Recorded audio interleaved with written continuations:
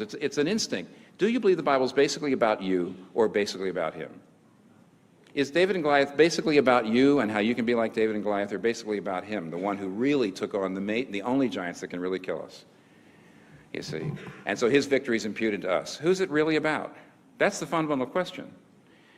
And when that happens, then you start to read the Bible new. You know, Jesus is the true and better Adam who passed the test in the garden, his garden, a much tougher garden, and whose obedience is imputed to us. Jesus is the true and better Abel, who, though innocently slain, has blood that cries out, not for our condemnation, but for our acquittal. Jesus is the true and better Abraham, who answered the call of God to leave all the comfortable and familiar and go into the void, not knowing whither he went.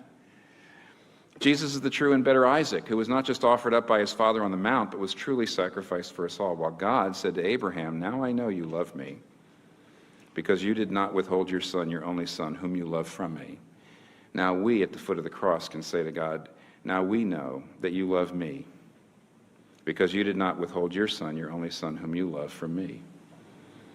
Jesus is the true and better Jacob, who wrestled and took the blow of justice we deserve, so we, like Jacob, only receive the wounds of grace that wake us up and discipline us.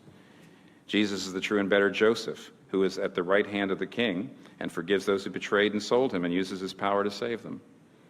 Jesus is the true and better Moses, who stands in the gap between the people and the Lord and who mediates a new covenant. Jesus is the true and better rock of Moses, who, struck with the rod of God's justice, now gives us water in the desert. Jesus is the true and better Job.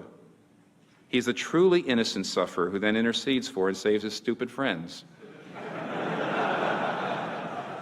Is that a type? See, that's not typology, it's an instinct. Jesus is the true and better David, whose victory becomes his people's victory, though they never lifted a stone to accomplish it themselves. Jesus is the true and better Esther, who didn't just risk losing an earthly palace, but lost the ultimate heavenly one, who didn't just risk his life, but gave his life, who didn't just say, "If I perish, I perish," says, "When I perish, I'll perish for them, to save my people."